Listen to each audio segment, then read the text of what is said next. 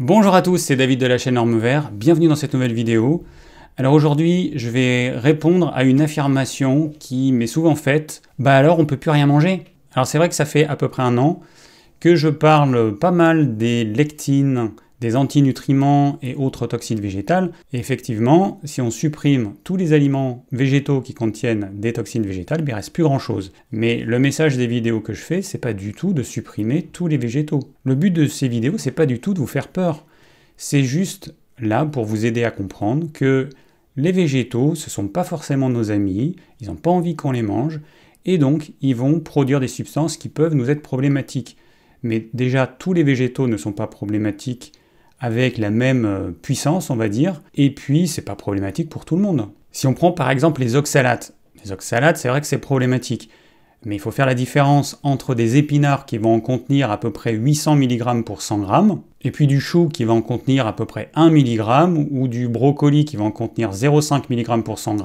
Il y a quand même une énorme différence entre un végétal qui va en contenir 800 fois plus qu'un autre. Donc je sais qu'il y en a certains qui sont partisans de supprimer quasiment tous les végétaux. Il y a notamment ceux qui prônent le régime cétogène, le cétocarnie, donc on mange quasiment que des produits animaux. Les produits végétaux, c'est juste des condiments.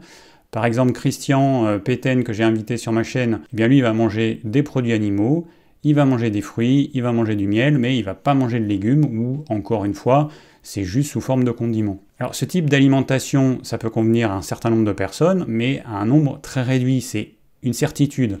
Il y a peu de gens qui vont être capables d'avoir une alimentation de ce type. Et moi aujourd'hui, j'en suis pas du tout capable. Et d'ailleurs, si vous regardez mes vidéos des assiettes du mois, bah, vous allez voir qu'il y a quand même beaucoup de légumes. Alors il y en a trop pour certains, encore une fois, c'est adapté en fonction de vous, de votre sensibilité. Moi, bah, aujourd'hui, je mange ces légumes parce que j'aime ça, parce que j'ai choisi parmi ceux qui me posent le moins de problèmes, et puis parce que je varie mes légumes tout au long de l'année. Je vais pas manger la même chose tout au long de l'année. C'est clair qu'en hiver, je vais pas manger de courgettes, par exemple, ou je vais pas manger de haricots verts. Tous les légumes d'été, ils sont là en été, et après, bah, faut faire un choix.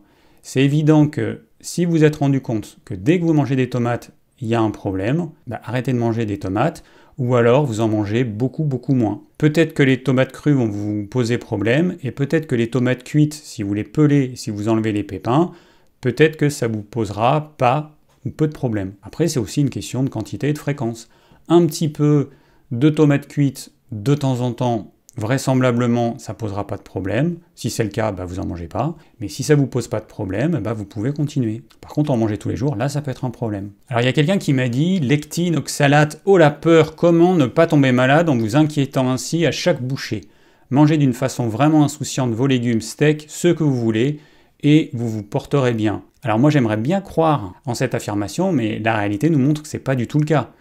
Aujourd'hui, on n'a pas des gens qui respirent la santé autour de nous. Est-ce que se mettre des œillères et ne pas prendre conscience que certains légumes, que certaines personnes vont consommer en grande quantité tous les jours peuvent leur poser problème? Est-ce que c'est ça la solution? Moi, je pense pas. Est-ce que avoir peur de tout végétal et supprimer tous les végétaux, est-ce que c'est la solution? Moi, je pense pas non plus. Aujourd'hui, on a des gens qui ont plein de problèmes de santé. On a des gens qui vont avoir des problèmes de peau, qui vont avoir des problèmes articulaires, qui vont avoir toutes sortes de problèmes de santé. Il y a des solutions qui existent, et ces solutions, c'est de regarder si parmi ce que les gens consomment, il n'y a pas certains végétaux qui leur posent problème. Et la solution, elle est simple.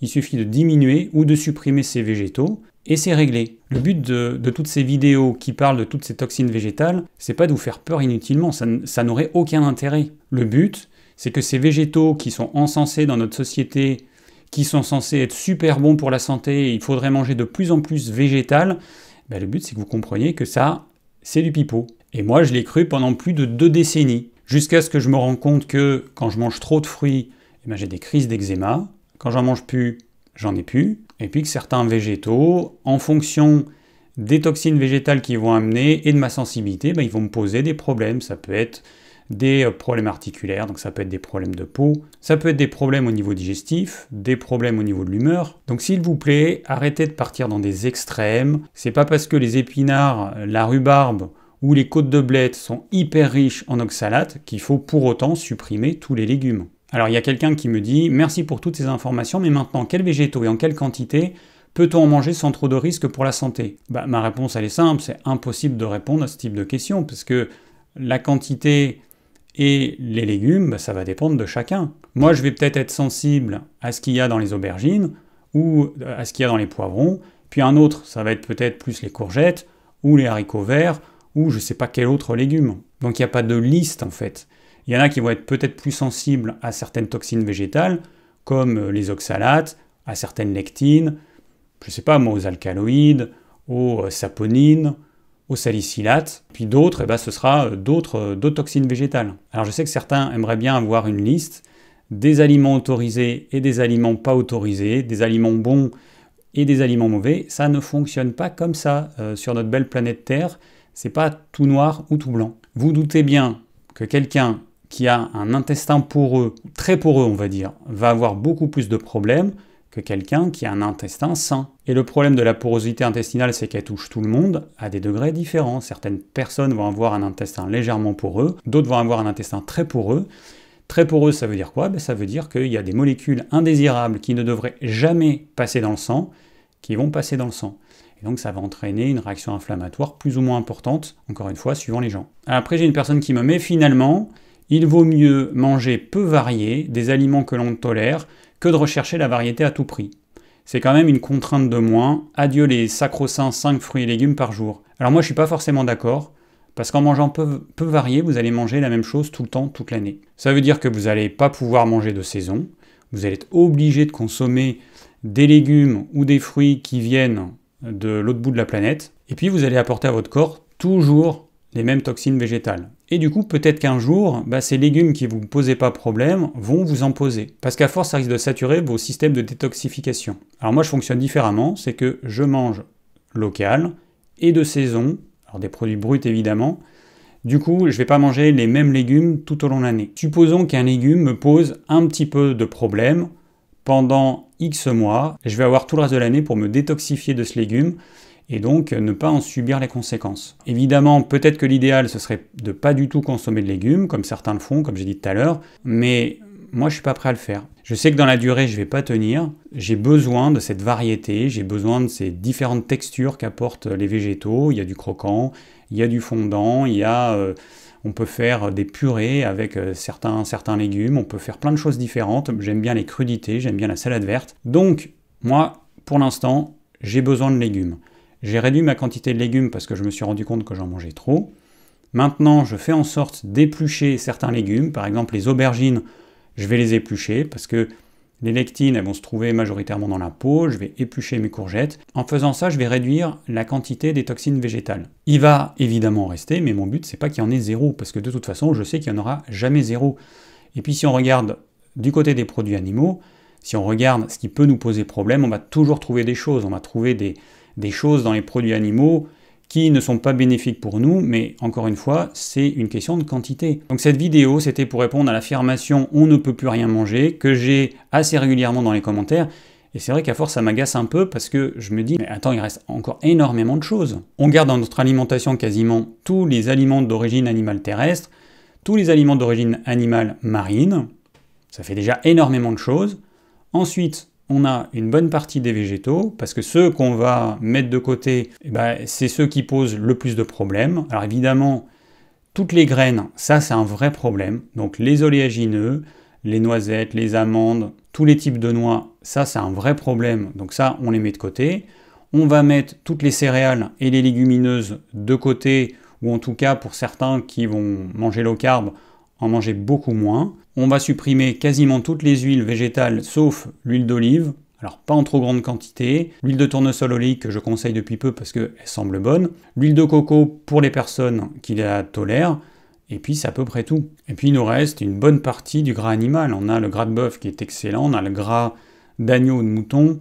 On a évidemment le beurre. Alors pour ceux qui sont sensibles à la caséine qu'il y a dans le beurre, il suffit de prendre du beurre clarifié, que vous pouvez faire vous-même ou vous pouvez acheter, on appelle ça du ghee. Voilà, il nous reste quand même beaucoup de choses à manger. N'oubliez pas qu'il y a encore des pays dans le monde où ils tournent autour de quelques aliments, ils n'ont pas le choix en fait. Nous, entre les produits animaux et les produits végétaux, on se retrouve avec 200, 300 aliments différents qu'on va pouvoir alterner tout au long de l'année. Donc en conclusion, moi je considère qu'il est quand même absolument capital de savoir ce qui me pose problème. Pour moi, c'est important de savoir que si je mange des épinards très régulièrement, eh ben, je vais accumuler des oxalates et que ça va me poser un problème un jour ou l'autre. Je dois savoir que si je mange trop d'amandes, pareil, je vais avoir trop d'oxalates qui vont s'accumuler. En plus, je vais avoir les lectines qu'il y a dans les amandes qui vont aussi probablement me poser problème un jour ou l'autre. Donc je sais que les amandes, il faut faire attention. Et puis encore une fois, tout est une question de quantité et de fréquence. Par exemple, quelqu'un qui a une alimentation relativement classique, mais qui a supprimé le gluten de son alimentation et qui s'est dit je vais me tourner par exemple vers le sarrasin. Parce que le sarrasin, c'est produit en France, et puis ça ne contient pas de gluten. Si on regarde uniquement l'aspect oxalate, aujourd'hui je vous parle pas mal d'oxalate, mais on pourrait parler des autres toxines végétales. Donc par exemple, vous avez dans 100 g de sarrasin à peu près 130 mg d'oxalate. Si la personne prend au petit déjeuner des flocons de sarrasin, si le midi elle mange du sarrasin cuit à l'eau, et si le soir, elle fait un pain 100% pur sarrasin, comme j'ai fait une recette il y a quelques années, un pain qui est très bon, et du coup, elle va accumuler les oxalates venant du sarrasin. Dans cet exemple, la personne elle mangerait trop de sarrasin tous les jours, et c'est clair qu'à un moment donné, cette quantité importante d'oxalates à cause de cette quantité importante de sarrasin, ça va lui poser problème. C'est pas la même chose qu'une personne qui mangerait du sarrasin uniquement de temps en temps. Alors j'ai pris l'exemple du sarrasin, j'aurais pu prendre l'exemple de la patate douce, parce qu'elle contient à peu près la même quantité d'oxalate, 140 mg pour 100 g. Là encore une fois, quelqu'un qui se dit « la patate douce, j'ai entendu dire que c'était super bon, donc je vais en manger tous les jours », non, je suis désolé, mais c'est pas la solution. La solution, ce serait déjà d'avoir une liste des principaux aliments qui contiennent certaines toxines végétales. On regarde cette liste et on voit ceux qui en contiennent le plus. Ensuite, on regarde ceux qu'on mange. S'il y a certains végétaux qui vont contenir beaucoup de telles toxines végétales, mais que vous en mangez très rarement, aucun problème, vous pouvez continuer à en manger très rarement. Si vous avez en revanche des végétaux qui en contiennent des quantités modérées, mais que vous mangez quasiment tous les jours, là par contre, il va falloir un petit peu changer vos habitudes alimentaires. Alors peut-être que je vais préparer ce type de liste, des listes avec les végétaux qui contiennent par exemple le plus de lectines, même si les lectines, c'est des molécules qu'il y a dans tous les végétaux à des degrés variables, mais en tout cas les lectines les plus problématiques. On pourrait imaginer une liste avec les aliments les plus problématiques en termes de lectine, d'autres en termes de saponine, d'autres en termes d'oxalate. Vous auriez quelques listes comme ça, et vous regardez ces listes, et vous regardez donc les aliments que vous mangez le plus souvent, et donc vous adaptez. J'ai un petit peu peur qu'il y ait certaines personnes qui utilisent ces listes pour supprimer tous les aliments qui vont contenir un niveau modéré ou élevé de toxines végétales. Et effectivement, ces gens-là, après, ils vont se retrouver avec plus rien. Donc les listes, il faut quand même savoir les utiliser. Leur unique but, c'est de nous aider à prendre conscience de ce qu'il y a dans ce qu'on mange. Vous vous doutez bien que si vous mangez des épinards de temps en temps, ça ne va pas vous tuer. Si vous adorez les épinards et que vous en mangez une fois par mois, pourquoi pas? Par contre, si vous en mangez une grosse plâtrée tous les 3 jours, là, ce ne sera pas la même chose. Donc la conclusion de cette vidéo, c'est que moi je vous conseille de continuer à manger des légumes de saison et locaux au maximum, avec peut-être plus de discernement que jusqu'à présent. Maintenant que vous savez que certains légumes peuvent vous poser problème, vous avez le pouvoir de décider si vous mangez de ce légume ou pas, ou alors de changer vos habitudes de cuisine. Comme je vous ai dit, vous pouvez diminuer la quantité de certaines toxines végétales simplement en épluchant les légumes. Alors évidemment, vous n'allez pas éplucher vos haricots verts, mais en tout cas, les gros légumes, c'est tout à fait possible. Donc petit message à destination de certains, arrêtez d'avoir peur des légumes. Aujourd'hui, on a la chance d'avoir des connaissances qui n'existaient pas il y a encore quelques dizaines d'années. Utilisons ces connaissances de façon intelligente, et pour moi, la solution qui consiste à supprimer tous les végétaux, c'est pas la meilleure solution. Effectivement, on n'aura plus de problèmes liés à ces toxines végétales, mais on va se priver d'une grande diversité dont certains vont avoir besoin pour pouvoir suivre leur alimentation sur le long terme. Je pense que tout le monde peut avoir une alimentation carnivore pendant quelques semaines, voire quelques mois, mais est-ce que tout le monde en sera capable toute sa vie? L'expérience montre que non, en fait. Il y a très peu de gens qui sont capables de faire ça. Alors ceux qui sont capables et qui se portent bien en suivant ce mode alimentaire, il faut qu'ils continuent. Moi, mon but, c'est pas de dire tel mode alimentaire est meilleur que tel autre. Mon but, c'est d'aider les gens à trouver le mode alimentaire qui leur convient le mieux. Et le mieux, c'est aussi bien au niveau physique qu'au niveau psychique. À quoi bon conseiller à une personne un mode alimentaire soi-disant idéal si elle peut le suivre que quelques mois? Ça n'a aucun intérêt. On est obligé de s'adapter à ce que les personnes sont capables de faire. Et aujourd'hui, il y a trop de coachs en nutrition ou trop de thérapeutes qui oublient cette dimension. Et sous prétexte qu'ils pensent que leur régime alimentaire qu'ils suivent aujourd'hui est le meilleur, ben, ils vont conseiller ça pour tout le monde. Aujourd'hui, moi, j'ai choisi une alimentation cétogène sur une bonne partie de l'année, avec en saison chaude peut-être une réintroduction d'un petit peu de fruits. Pour autant, c'est mon mode alimentaire d'aujourd'hui. C'est pas le mode alimentaire pour tout le monde. Alors ça va correspondre à d'autres personnes, mais c'est pas le mode alimentaire pour tout le monde. On peut imaginer qu'une autre personne décide de pas de rajouter des fruits, mais un petit peu de féculents.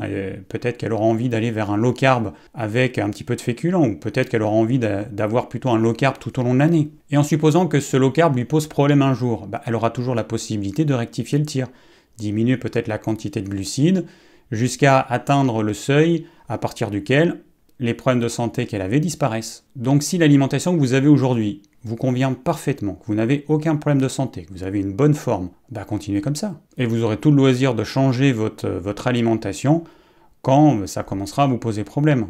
Alors avant de conclure cette vidéo, il y a quelqu'un qui m'a dit qu'on ne disait pas à très vite, parce que je conclue toutes mes vidéos en disant à très vite. Alors effectivement, je suis allé vérifier, on ne dit pas à vite, mais on dit à bientôt. Et donc on dit à très bientôt, mais on ne dit pas à très vite. Alors le à très vite, c'est quelque chose que j'entends tout le temps autour de moi et que je répète, mais je ne savais pas que ça se disait pas. Donc je vais arrêter de conclure mes vidéos par à très vite, mais c'est quelque chose que je ne savais pas. Merci à tous d'avoir suivi cette vidéo, j'espère qu'elle vous a plu, que vous avez appris plein de choses.